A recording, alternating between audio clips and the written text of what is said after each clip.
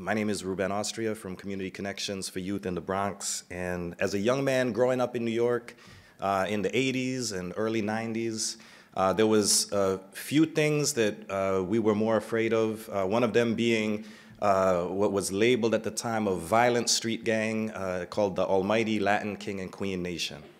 And the individual who had taken over the leadership of this street organization in the 90s, which at the time had about 7,000 members, controlled Rikers Island, was known and was strong and was organized, was a man named Antonio Fernandez, who even at the time was starting to steer the Latin Kings in a direction reminiscent of the Young Lords and the Black Panthers, and aiming for justice for the community in the midst of doing the other things that street organizations do. But Antonio Fernandez went away on federal charges in the late 1990s and disappeared into that hole of the feds for over a decade. And it wasn't until a decade later that I ran into him in some meetings with the New York City Department of Probation, and to be honest, didn't even recognize who he was until maybe halfway through the meeting that the words started to get out. Wait, that's King Tone. Is that Tone? Is that King Tone? The King Tone? And so King Tone, Antonio Fernandez was working with probation to do things like get people in the streets to call off retaliations and doing violence interrupter work before violence interrupting thing was possible. He wound up then going down to Washington, D.C. to work with Clinton Lacey, and the organization that he started, Grow Up, Grow Out, is one that is not only working with young people on the streets of Washington, D.C., but he's been to 6 different countries, including Ecuador and Spain and around the world, to share the message of credible messengers. They do some wild stuff down there, man, in D.C. In D.C., King Tone has the keys to the jail. Like him and his team, they go in and out of the facility.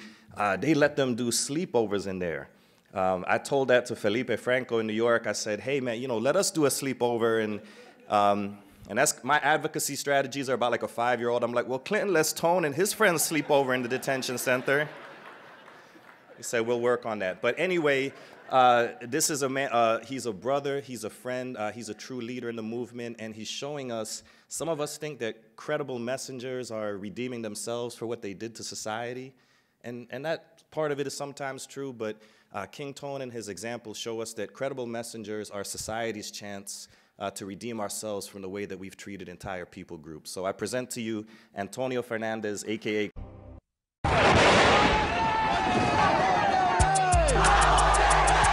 We get stronger, we get bigger. I got BEEF with BLOODS. This will always live. I'm on that.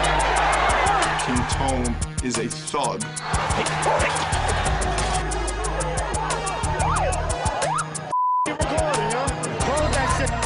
KINGS, my squad. King Tone could have changed the history of Puerto Rican young people in this city. I was one of the few leaders that used to say, don't kill that brother. I never conspired to kill one of my own people. Take your last breath. This shit here to the death. I'm on the rate. And all snakes, they got another lesson coming to them. Right. I'm on their rate. That was the community I inherited. That's where I found my message. I copped out to 1J in jail, 5 years probation in 1982 for selling a bag of heroin. I got off probation and parole 2013 after I signed that contract. You stole my whole life because the lawyer told me you'd rather take this deal than do 3 months in Rikers Island. And I was so scared that I signed the dotted line so I could go home to my family. It's one of the worst decisions I made in my life to trust the Justice Department with my rehabilitation. Rikers Island robbed me and broke me and made me scared. It put me in a cell 23-1 when I didn't know how to be with myself when I was free. Imagine me in a cage. And I got mad. And someone came to save me in Rikers Island. He was a Latin king called Mafia. He was older. And he experienced what I was going through. And he pulled me to the side and he said, look, stupid. You got a lot of gore and gut. But you don't know who you are and you don't know where you at. And you don't know where you're going. And he gave me these 3 papers. He said, read this. And he seen my head go down because I dropped out in 3rd grade. Because Mr. Chodish called me a stupid spick. And he told me I was never going to be nothing. So I quit on Mr. Chodish. And I hit the block. Imagine that, 9 years old. Already going to get rich. So what you see there is a history of hurt. All those powerful screaming youth were powerless.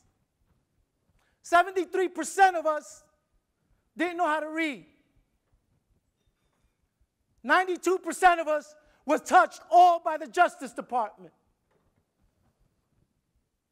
And 100% of the community feared us, and we were their kids. So I was in Rikers Island, and I got those 3 papers, and they taught me to read and to be ambitious, and I got this new flavor for loving somebody, learning my history, and doing all this. A gang was doing this for me in the most dangerous place where you put me, by myself. And all I did was sell a bag of heroin to get me some money so I could go to the giant Chinese joint with my guys and eat a little chicken and smoke a little herb. Little did I know it was going to steal my whole life. So I became a Latin king, and I started to read, and I met Malcolm X, I met Martin Luther King, I met Lolita Lebron, a great Puerto Rican activist, and I learned about what unity is supposed to bring is power and freedom to our people and choices. So when I came home, I said, Daddy got a new bag. I'm mad, but I don't want to hurt people no more. I want to do things to the community to awaken them and let them know why we hurt, why we end up in these places with these colors and this love that we find each other. Because what does love look like in a gang? So I started on my mission to find out. And I started telling Latin kids, yo, why we over here beefing, selling drugs and doing? Don't you know if we get together and we get a nice spot, maybe we could talk about investing, finding ourselves, trying to find out what's hurting our community. I'm tired of being out here doing this stupid stuff. My moms gave me values. My moms and father have been married now 62 years. None of them ever tasted the system. 4 of my sisters all went to college and graduated. I just thought being poor wasn't cool because that's what y'all told me, that poor kids are bad kids. So in that prior, I met the Latin kids and I moved us forward, right? And I got us to re-engage with the community. I started telling the gang, if we come and we find a cause, maybe we could make the community love us. So one day, a mother named Miss Byers, whose son was killed by a police officer, Mr. Lavodi, with a chokehold, saw that she was protesting for a year. Nobody would show up, not the reverend, not the councilman. Nobody would go because Mr. Giuliani was standing guard to the stop and frisk policy. And let's put cops with guns in our school. And gangsters don't change, so we got to squash them, declaring war on the youth in New York City. And I told Ms. Byers, you know what? I'm tired of being the bad guy. We're going to stand by your side, Mama. And we're going to go on no justice, no peace. And we're going to tell Mr. Giuliani that we want justice for our communities. We want programs. We want to unite. We want to get educated. We want to get out of the mess we find ourselves in. We haven't changed. We're just trying to. And I remember Giuliani, when I met with him, he told me, you know what, Tone, we could give you sewing machines, HVAC classes, but you know gangsters don't change. I said, what? You what? I said, no justice, no peace. He made me angry, but I still didn't convert back to violence, what I was used to when I was getting hurt by my adults in my community. I didn't know what else to do but scream. So I taught the Kings to scream as a unit. And before you know it, I took 2,000 kids, and I got a church, right? I got us out the park, out of the dog park at night. And a church on 126 in Amsterdam, they opened their gates to me and said, you could come here once a month. He said, about how many kids are you bringing? I said, 3,000. He said, how many times? Every 30 days. And what you going to do? We're going to feed them. We're going to love them. We're going to find out what's their strength. We're going to make a newsletter. We're going to advertise the good in them. And the community started to evolve and to recognize that we were a unit with power if we only started believing in ourselves. We didn't need a savior. We needed messengers. We needed someone to connect us to the Martin Luther King, to Malcolm X, to the history of revolution when justice loses its place. Who's going to scream? And you know, fighting Giuliani, I want you to know I lost. I got a 13-and-a-half-year bid in 1998 with 130 co-defendants in the Latin Kings. I got 3 years with no human contact. My charge was one of the biggest indictment in Kings. They brought my whole leadership down for being a lookout, conspiracy to being a lookout to a drug sale. No drugs, no money. Give us King Tone. He's telling us that gangs could change. He's got the guts to tell the good guy, you're complacent, you're sitting down, and you're not screaming for the people who put you there. So I had to remind the public that the bad guy could become the good guy. And that we wanted justice as much as you did. So you wrap it up, I do my 13 years, 3 years alone in lockdown, and I start thinking about how could I go home and win my credibility back, because even though I changed and I had a message, I still wasn't credible. Because in that life, without means to ends, I used to still dabble in the lie. I used to still profit off of my people and its sorrows. So I had to go back to the desert where Giuliani thought he sent me to destroy me, and it made me stronger. Those 3 years in the shoe, I started reading. I started self-evaluating myself and saying, what are you going to be? How do you correct what you didn't do in your lives before you go back out there and talk about a movement? So I came home in 2009. I went in uneducated, broken. I got my 2 years associate. I got married in a federal penitentiary named Gilmore to my beautiful wife, Perla Fernandez, who was crazy enough to show what love looked like to a gangbanger locked down 23-1. She wrote a letter and said, you're real good looking, but you're pretty stupid. You got a good message, but who are you talking to? And she went through this bid, being a nerd, never been in jail, and said, I'm going to invest my time in you. And I think I'm a good friend. And I was like, how does this happen? Everybody abandoned me. The glory, the lights, the 5 minutes fades and over. And they bring me a messenger through a woman that was believing in this man. And we got married 2007 in a prison, and then again, I became a messenger. I told her, when I come home, you invested in the best dude you ever got. Those free guys don't got what I got. She looked at what you got. We've been married now 12 years. I got a 5-year-old son. Every promise I said on that phone, needing the money, needing her, was true. I'm here.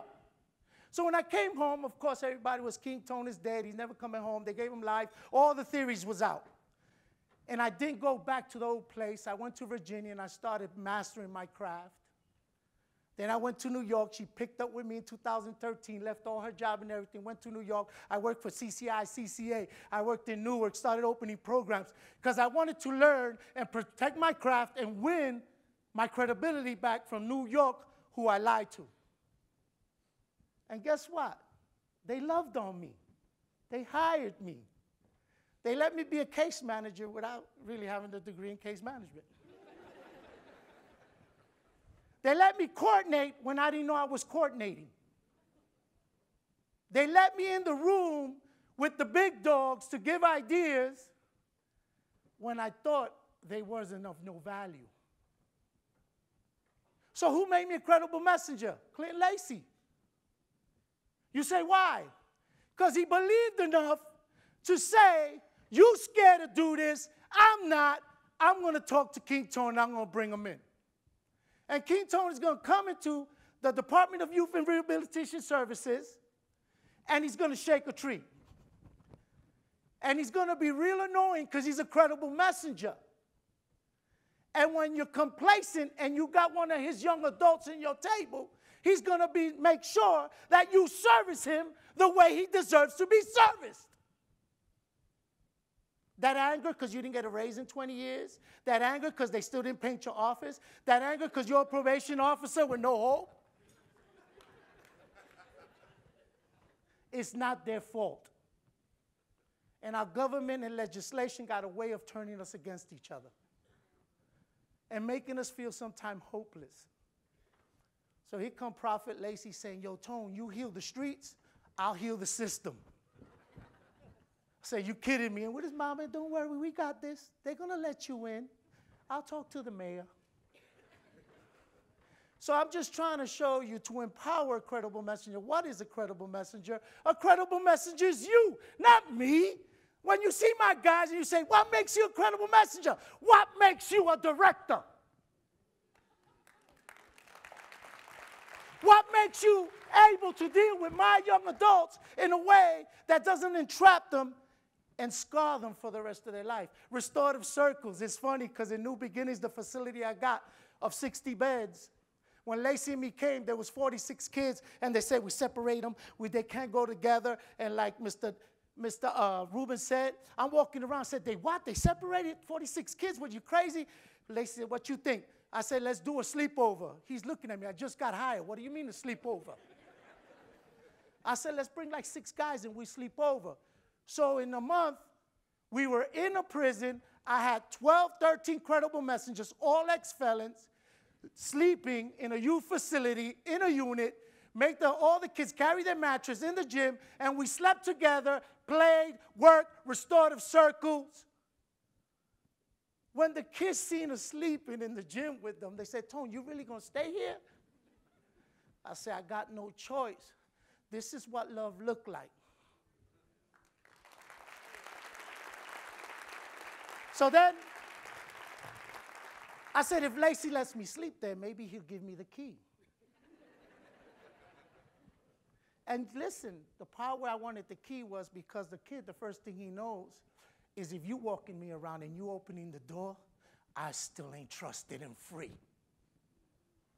So I told Lacey, if I don't got a key and the kid don't see me open the door, he's not going to say, he's got power in here. So all 8 of my staff, I got 8 full-time workers in New Beginnings. They start 7 a.m. in the youth facility. We leave at 3 a.m. We there 7 days a week and on federal holidays.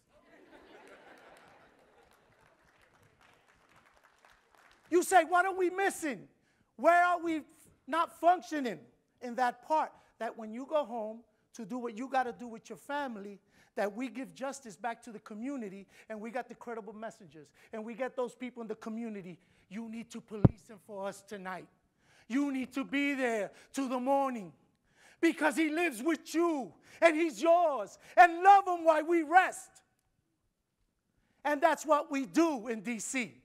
We got credible messenger wraparound service that I'm in jail with 8. We're there all day. We're there all night. When he comes back from court after the lawyer told him he was going to win, and he just got 15 years, and he's 16, and he's going to the feds, he didn't win. My credible messenger goes in the truck to the court with him, rides back after he gets the blow from the adult.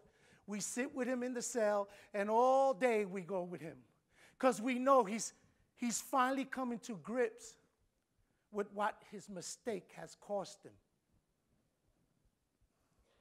And you could see them in the cell just pacing like, I didn't mean to do it.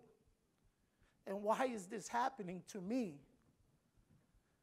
And my credible message stays by the glass. You all right? You know this will pass, right? Go to sleep. Don't worry. If you have a nightmare, I'm here. I'm going to love you tonight. Like you do when your kid, when he wakes up in the middle of the night. He goes, Ma, you run to the room, right? What's up, honey? You okay? I do that for those that ain't my own every night until their parents could come and do it to them again. So we got credible messengers for mothers who've been told their whole lives it's their fault. And we bring mothers who went through the system who goes, and now we work with the mother, as I work with the youth, as we work with the teacher, as we work with the DA, and we work. It takes all of us to make this work. What I'm sick and tired of you thinking the credible messenger is the ex-felon that comes, that does the street work. It is all of us. You have to take that title and hold it to your heart. Am I being a credible messenger as a judge? Judge Pratt, sitting Dominican, real black judge in Newark, New Jersey, who tried the system and told him, Tone and his program will talk in the courtroom to the DA and to the defendant, and he will have a voice to decide what I'm going to do with this youth today. Imagine that, me in front of a judge, and she says, and she used to call me King Tone in the courtroom and say, you're going to put that on the menace? Are you crazy? All I'm showing you is, if you think you're being innovative, we're still just in the tip of the iceberg of where we could go if we start breaking the ceiling. Some of yous, like we're hearing here, are going to think so out the box and think you're in a safe space and not have your job anymore. Because the system doesn't give in easy. It's existed for 100 years. And after they let us free from the shackles on our feet, somehow we let them put shackles in our young adults' minds and souls. And hopelessness in our community is running rapid. I live in Baltimore. And every Saturday I hear about young men killing each other. Then I go into New Beginnings and I see black young men as Title 16, 36 of them. And I'll leave you with this, 36. Monday through Sunday, I got to give them love, and sometimes you run out. So then what could I give them? So I think we, credible messengers, got to give them first a choice. Then we got to be a credible messenger for the hardest part of us that we don't want to face as we do justice and what it looks like love. Then we got to teach them empathy for the mistake they made.